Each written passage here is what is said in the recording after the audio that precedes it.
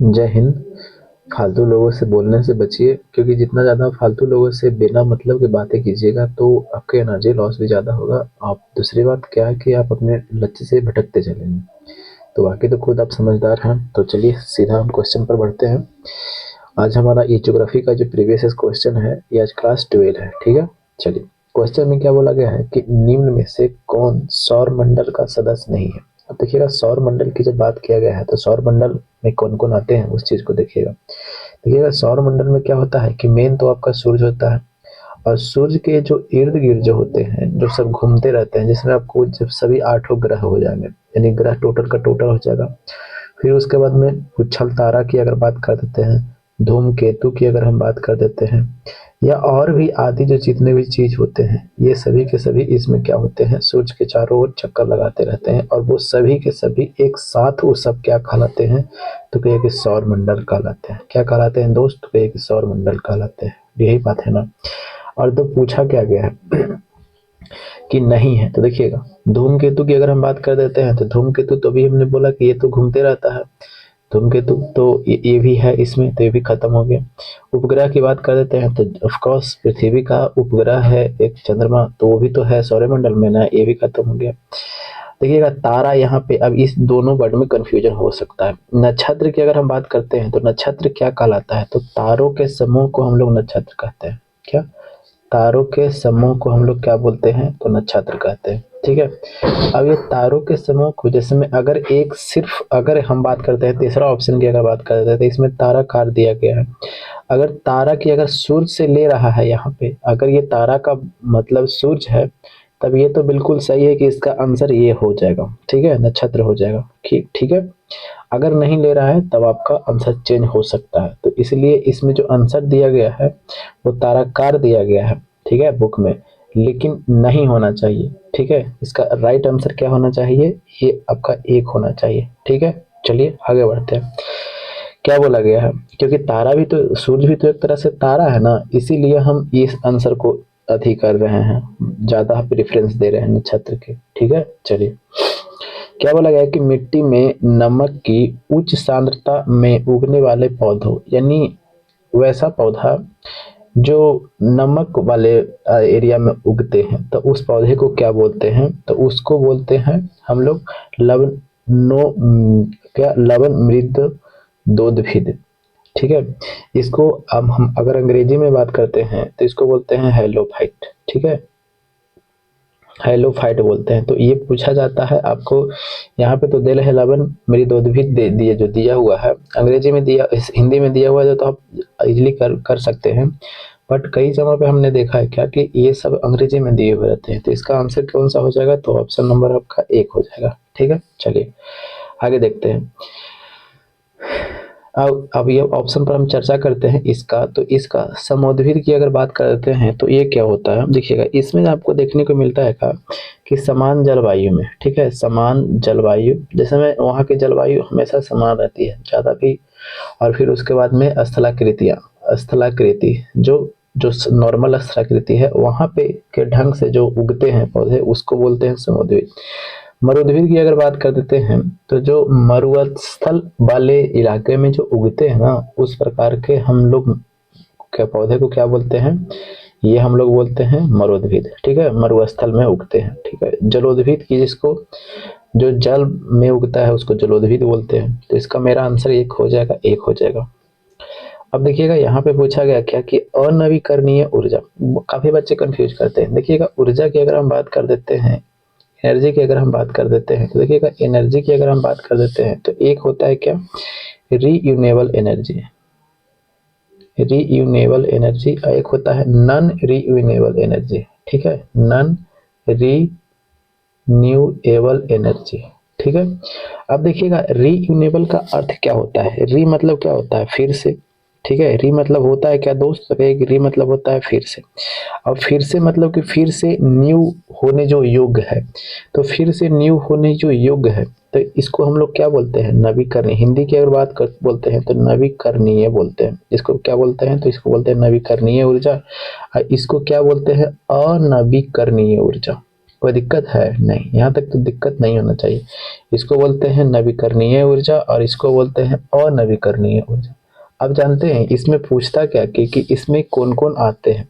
देखिएगा इसमें कौन कौन एग्जाम्पल की अगर हम बात कर देते हैं तो नवीकरणीय नवीकरणीय जिसमें नहीं समझ में आता था जब यहाँ पे अंग्रेजी पकड़ लीजिएगा, रीयूनेबल, इसको बार बार हम लोग क्या कर सकते हैं, यूज कर सकते हैं, इसको हम दोबारा उत्पादन कर सकते हैं। जिसके यहाँ पे लिख देते कि बार बार हम यूज कर सकते हैं। यहाँ पे एकदम ठेठ में चीज़ों को समझना है, एक बार यूज कर सकते हैं, एक बार यूज करेंगे, ठीक है, इसको बार बार यूज करेंगे, कोई दिक्कत है तो नहीं। अब यहाँ पे अगर हम बात करते हैं कहाँ पे कि यहाँ पे कि अगर हम बात करते हैं तो रीयूनेबल एनर्जी में आपको जैसे में पवन ऊर्जा आपको देखने को मिलता है, सौर ऊर्जा देखने को मिलता है, सौर ऊर्जा आपको देखने को मिलता है, भूतापीय ऊर्जा देखने को मिलता है, तापीय ऊर्जा आपको देखने को मिलता है आदि। ये सभी चीज जो है आपको रीयूनेबल एनर्जी के अंतर्गत में आता है, ठीक है। फिर उसके बाद में जल ऊर्जा की अगर हम बात कर सकते हैं, ये सभी के सभी आपको रीयूनेबल एनर्जी के अंतर्गत में आता है और रीयूनेबल एनर्जी के अंतर्गत में आता है ये सब चीज। अब आपके यहाँ पे एक है क्या, इसमें ऑप्शन अनवीकरणीय में आपको क्या क्या आता है, जो अनवीकरणीय जिसको हम एक बार यूज करेंगे काम खत्म हो जाएगा। जैसे में आप पेट्रोलियम को देख लीजिए, पेट्रोलियम अगर हम कोई चीज लेते हैं, डीजल, पेट्रोल, ये सब वो सब पेट्रोलियम पदार्थ कर देते हैं, पूरा आ जाएगा। अगर इस सब का निर्माण भी होता ना है तो लाखों करोड़ों वर्ष लग जाता है इसके निर्माण होने में। कोयला की अगर हम बात कर देते हैं, ठीक है, तो ये सभी के सभी जो आपको है, ये सभी के सभी आपको अनवीकरणीय ऊर्जा के स्रोत है। लेकिन यहीं तक, यहीं से रुकता नहीं है, यहीं से अगर उसका मन भर जाए तब तो उसको कुछ और है खुरपाती लिए हुए एग्जामिनर को। वो खुरपाती क्या होता है कि देखिए, जैसे में देखिएगा, जैसे में हम लोग ना पेट्रोल, डीजल, ये सब जो हम कहाँ पे पढ़ रहे हैं, अनवीकरणीय ऊर्जा। तो ये इसका हम लोग का दादा दादी भी करते थे, यानी हमारे परंपरा से चला आ रहा है, तो इसको हम परंपरागत ऊर्जा भी बोलते हैं। अनवीकरणीय ऊर्जा को हम लोग क्या बोलते हैं, तो परंपरागत ऊर्जा बोलते हैं, ठीक है। और ये नया है, यानी नया पीढ़ी वाला ये सब चीज है, कौन, नवीकरणीय ऊर्जा। तो इसको क्या बोलते हैं, तो गैर परंपरागत, गैर परंपरागत। कोई दिक्कत है यहाँ तक, समझ में आ गया ना। तो इस चीज को आपको देखना है कि गैर परंपरागत किसको बोलते हैं और परंपरागत किसको बोलते हैं, ठीक है। तो कंफ्यूजन बिल्कुल नहीं करना है, ठीक। चलिए अब यहाँ से अब सीधा क्वेश्चन पर चलते हैं। क्वेश्चन हमें क्या बोला गया है कि अनवीकरणीय ऊर्जा का स्रोत। अब हम अनवीकरणीय पर चलते हैं। अनवीकरणीय बोले तो परंपरागत ऊर्जा में ऊर्जा का स्रोत क्या है, पवन की देखते हैं। देखिए पवन की बात कर देते हैं, तो पवन यहाँ पे हमने देखा है, देखिएगा तो पवन ऊर्जा, ये तो नवीकरणीय ऊर्जा का स्रोत है, ये तो खत्म हो गया। जल की बात कर देते हैं तो ये भी नवीकरणीय ऊर्जा का स्रोत है, खत्म कर दीजिए। सूर्य से अगर सौर ऊर्जा हमने यहाँ पे देखा, ये तो नवीकरणीय ऊर्जा का स्रोत करते हैं। कोयला यहाँ पे देखिए तो लेकर के आए हैं, ठीक है, तो ये क्या है, अनवीकरणीय ऊर्जा का स्रोत है। तो मेरा आंसर क्या हो जाएगा, कोयला, ऑप्शन नंबर 1 हो जाएगा, ठीक है। चलिए आगे क्या बोला गया है कि जल चक्र में कौन सी प्रक्रिया सम्मिलित नहीं होती है, यानी जल का जो चक्र चलता है, वाष्पीकरण वगैरह, वर्षा वगैरह, उसमें कौन सी प्रक्रिया शामिल नहीं है। जैसे मैं आप मान करके चलिए कि ये देखिएगा, हम समझाते हैं, अच्छे तरीके से समझा रहे हैं आपको। ये जैसे मान लीजिए कि समुद्र है, ठीक है, समुद्र है। अब सूर्य क्या होता है, जब सन है तो सन यहाँ पे क्या करेगा, प्रकाश यहाँ पे आएगा, ठीक है। प्रकाश बोले तो हीट होगा क्या, तो जैसे हीट होगा तो यहाँ पे वेपोराइजेशन की क्रिया होगी जल में, और ये जल वेपोराइजेशन होगा तो ऊपर में क्या हो जाएगा, उठ जाएगा, ऊपर उठ करके वाष्पीकरण की क्रिया होगा तो ऊपर उठ करके चला जाएगा, ठीक है। और ऊपर उठ करके चला जाएगा और क्या हो जाएगा, सभी जगह इकट्ठा हो जाएगा, और इकट्ठा होने के साथ में क्या होगा, संघनन की क्रिया होगी। संघनन की क्रिया बोले तो क्या, संघनन क्या होता है जब समझाते हैं। यहाँ पे संघनन की बात कर देते हैं, तो संघनन होता क्या है, तो संघनन की बात कर देते हैं तो ये द्रव अवस्था से, गैस अवस्था से, क्या, गैस अवस्था से, यहाँ पे लिख देते हैं कि गैसीय अवस्था से द्रव अवस्था में परिवर्तन होना, वो क्या कहलाता है, तो वो कहलाता है संघनन। कोई दिक्कत तो नहीं है यहाँ तक, ठीक है। थोड़ा तबीयत ठीक नहीं है।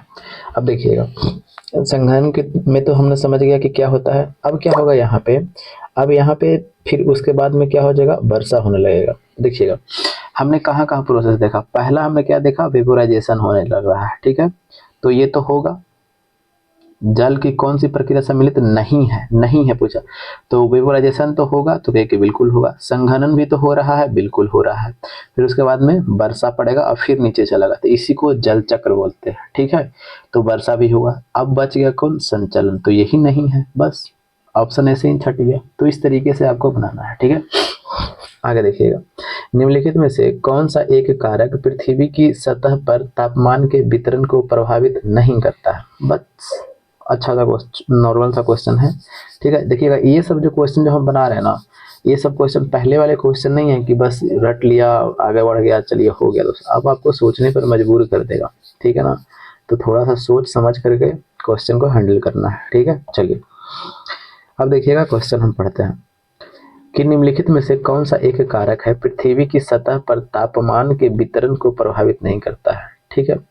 जो पृथ्वी पर जो तापमान है उसको प्रभावित नहीं करता है। तो दिन की अवधि, बिल्कुल, जैसे में दिन जहाँ पे होते हैं वहाँ टेम्परेचर ज़्यादा होता है तो तापमान को प्रभावित करता है, और ये तो हो रहा है। हमें पूछा है कि नहीं करता है, ठीक है।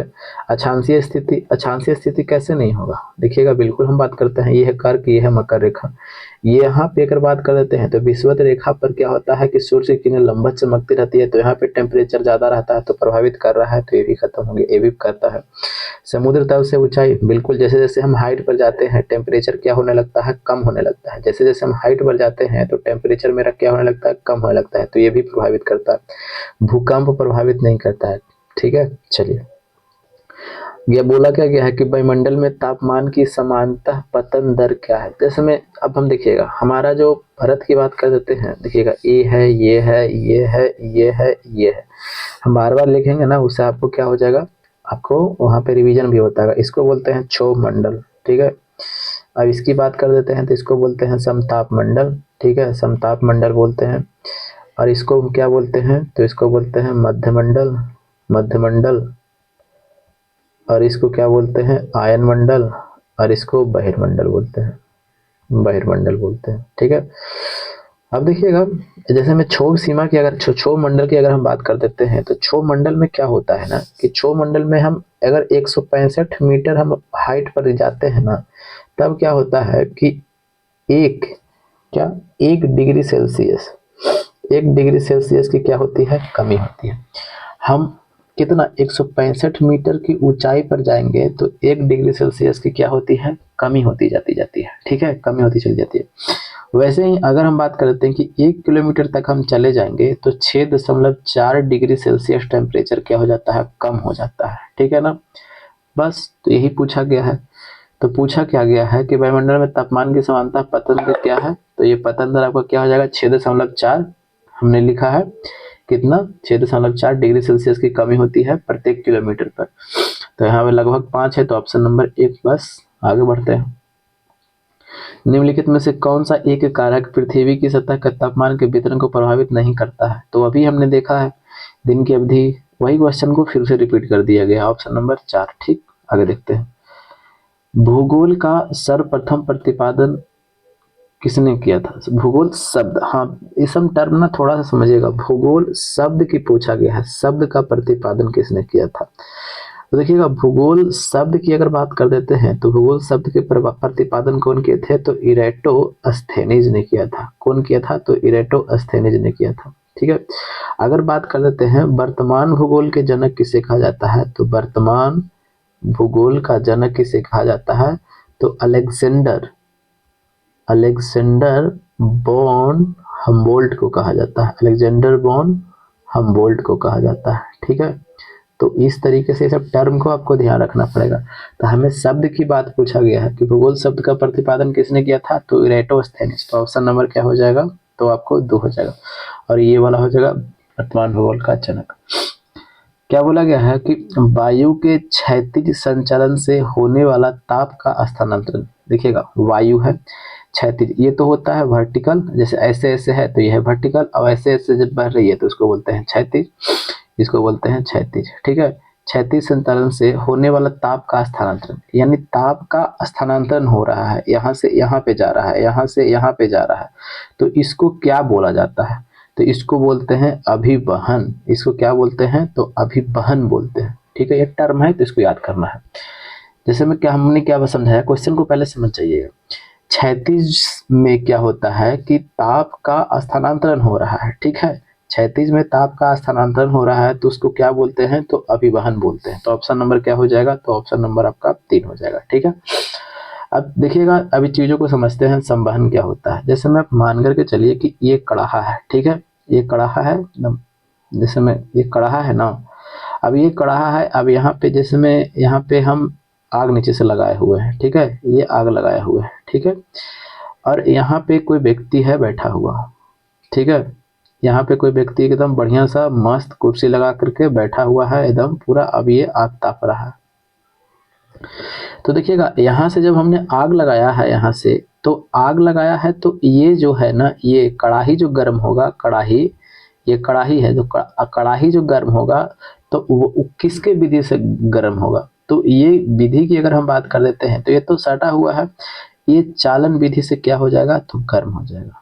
ठीक है, अब लेकिन अब देखिएगा, अब ये बच्चा जो है यहाँ पे क्या है? तो यहाँ पे ये बच्चा क्या है? तो ये खड़ा होकर के जो आग ताप रहा है, तो इसका भी हाथ गर्म होगा। तो ये कौन सी विधि से? तो ये संवहन विधि से गर्म होगा। समझ गए चालन संवहन क्या होता है? जो चलिए, जैसे में अब नहीं समझे कोई दिक्कत नहीं, हम अभी समझाते हैं। जैसे में ये है क्या, आग यहाँ पे हम लगाए हुए हैं और ये लोहा का डंडा है। ठीक है, और यहाँ पे हम हाथ से पकड़े हुए हैं, ऐसे ऐसे पकड़े हुए हैं। ठीक है, ऐसे ऐसे हम हाथ से पकड़े हुए हैं, हम धिका रहे हैं हिया। ठीक है, यानी धिका रहे हैं का मतलब समझते हैं ना, यहाँ पे हम आग लगा रहे हैं, ए छोर पर आग लगा रहे हैं और बी छोर पर गर्म हो जाता है। तो ये कौन सा प्रोसेस है? चालन। समझ गए ना, बस सिंपल सा बात है। चलिए आगे क्या बोला गया है कि कायांतरित चट्टानों में पत्तरन, इस टर्म को समझिएगा, पत्तरन की क्रिया से अभिप्राय है। पत्तरन क्या होता है? तो पत्तरन का अर्थ क्या होता है कि जैसे में अब ये सैल है। ठीक है, तो जैसे में चट्टान, पहले हम चट्टान की देख लेते हैं। चट्टान की अगर हम बात कर देते हैं तो चट्टान देखिएगा, एक होता है आग्नेय चट्टान, होता है ना, एक होता है क्या अवसादी चट्टान, और एक क्या होता है कायांतरित चट्टान। कायांतरित चट्टान, अब यही चट्टान है। अब आग्नेय चट्टान की अगर हम बात कर देते हैं तो आग्नेय चट्टान के बारे में हमने भी पिछले वीडियो में कई बार हमने बताया कि आग्नेय चट्टान कौन है, अवसादी चट्टान कौन कौन है, कायांतरित चट्टान कौन कौन है। ठीक है, अभी बताएंगे तो वीडियो काफी ज्यादा लंबा हो जाएगा। ठीक है, क्योंकि क्वेश्चन से भी हम भटक जाएंगे। तो अब देखिएगा, कायांतरित चट्टानों में पत्तरन की क्रिया, अब जैसे में कोई चट्टान को हम ले लेते हैं, कोई चट्टान में यहाँ पे कौन लिया है? तो यहाँ पे लिया है कौन सा? तो कायांतरित चट्टान को लिया है। ठीक है, कायांतरित चट्टान बनता कैसे है इस चीज को पहले समझाते हैं। जैसे में देखिएगा, ये आग्नेय चट्टान है, तो आग्नेय चट्टान में टूट फूट हुआ। ठीक है, टूट फूट अवपर्दन के फलस्वरूप क्या बनते हैं? अवसादी चट्टान बनते हैं। ठीक है, और अवसादी चट्टान में जब टूट फूट होता है उसके अपर्दन के पश्चात में क्या होता है? अब टूट फूट जैसे में आपको टेम्परेचर से भी हो जाएगा, हवा से भी हो जाएगा, बहुत सारे चीजों पर निर्भर करता है, वो क्या बनते हैं? तो ये कायांतरित चट्टान बनते हैं। ठीक है ना, यानी समझ रहे हैं ना कि यानी विखंडन नहीं बोल सकते हैं, मतलब कि उसमें घिसा पिटा के क्या हो रहा है, ये चट्टान से ये बन रहा है, ये चट्टान से ये बन रहा है। जरूरी नहीं है कि सीक्वेंस में यही चलेगा, ऐसे भी हो सकता है। ठीक है, डायरेक्ट इससे भी ये बन सकता है। अब वही ट्रेंड को समझना है कि देखिएगा, कुछ शैलों में चट्टानों या कुछ शैलों में कणों या खनिजों का सतहों या रेखाओं के रूप में व्यवस्थित हो जाना। ठीक है, बस इसका टर्म को समझना है कि पत्तरन क्या होता है।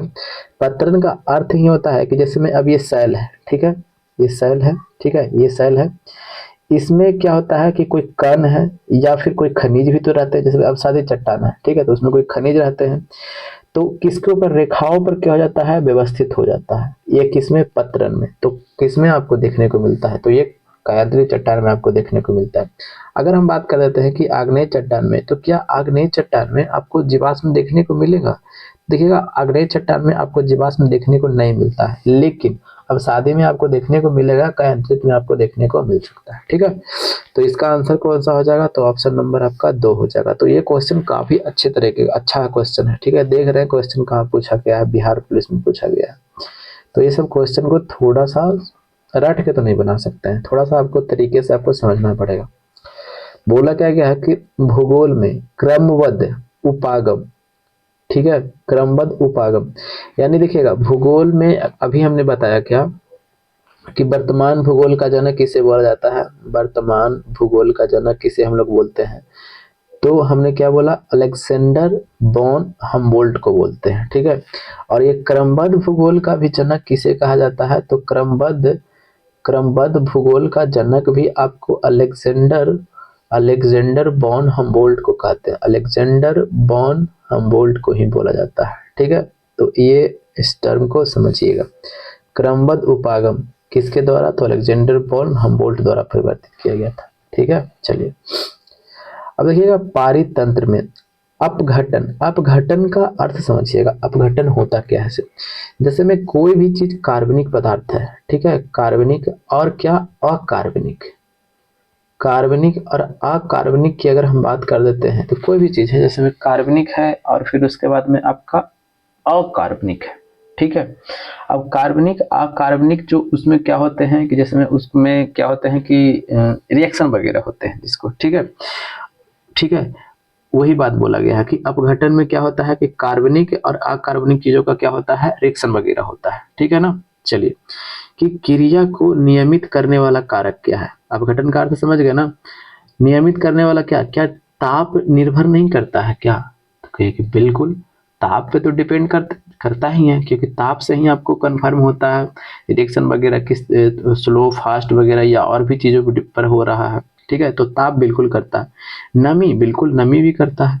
तो दो क्वेश्चन में दो ऑप्शन ही मेरा सही हो गया। ठीक है, तो यहाँ पे ऑप्शन में हम देख रहे हैं तो बाकी नीचे ऑप्शन में क्या सही भी दिया हुआ है, तो बस सभी लगा दीजिए, ऑप्शन नंबर 4। ठीक है, चलिए आगे क्या बोला गया है कि निम्नलिखित में से पृथ्वी की पेरिडोटाइट परत, अब देखिएगा सबसे पहले इस चीज को समझिएगा, जैसे में मान लीजिए कि ये पृथ्वी का एक हमने टुकड़ा लिया, स्लाइस हमने ले लिया। ठीक है, अब जब पृथ्वी का टुकड़ा लिया तो ऊपर वाले भाग को क्या बोलते हैं और इसके वाले भाग को क्या बोलते हैं, इस चीज को समझिएगा।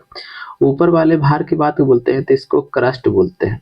ठीक है, और इसको क्या बोलते हैं, तो इसको बोलते हैं मेंटल, और इसको बोलते हैं कोर बोलते हैं। ठीक है, अब देखिएगा दोस्त, यहाँ पे तो जब हम यहाँ पे पहुंच चुके हैं तो यहाँ पे हम बताना क्या चाहते हैं कि ये क्या होता है, तो ये ठोस होता है, और ये क्या होता है, तो ये द्रव अवस्था में होता है।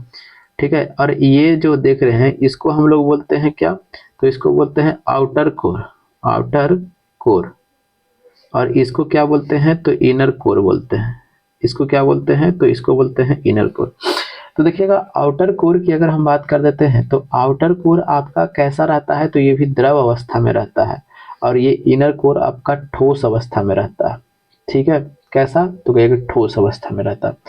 लेकिन हमें क्वेश्चन जो पूछा गया है इतना तो समझ गया। अब हमें क्वेश्चन पूछा गया क्या कि पेरिडोटाइट परत, तो देखिएगा ये मेंटल जो आप देख रहे हैं ना, मेंटल यहाँ पे आइए, ये मेंटल जो आप देख रहे हैं ना, ये मेंटल में ही आपका टेरिडोपाइट परत आपको देखने, पेरिडोटाइट परत आपको देखने को मिलता है, पेरिडोटाइट परत आपको देखने को मिलता है। तो अब आपके दिमाग में उठेगा कि अच्छा पेरिडोटाइट है क्या, तो पेरिडोटाइट एक प्रकार की आपका क्या है, चट्टान है। ठीक है, और यही चट्टान से आपको क्या मिलते हैं, बेसाल्ट चट्टान आपको प्राप्त होता है, किससे, तो कहे कि यही पेरिडोटाइट से आपको बेसाल्ट बेसाल्ट चट्टान देखने को मिलता है। ठीक है, चलिए तो इसका आंसर कौन सा हो जाएगा, मेटल में ही है, हमने यहाँ पे लिखा है मेटल में ही, तो इसका आंसर हो जाएगा ऑप्शन नंबर 1 हो जाएगा। ठीक है, तो यहीं तक था, कैसा लगा बताइएगा। ठीक है, थोड़ा नए होंगे तो सब्सक्राइब कर लीजिएगा, इच्छा होगा तो, नहीं होगा तो कोई बात नहीं। तो जय हिंद, जय भारत, वंदे मातरम, इनकलाब जिंदाबाद।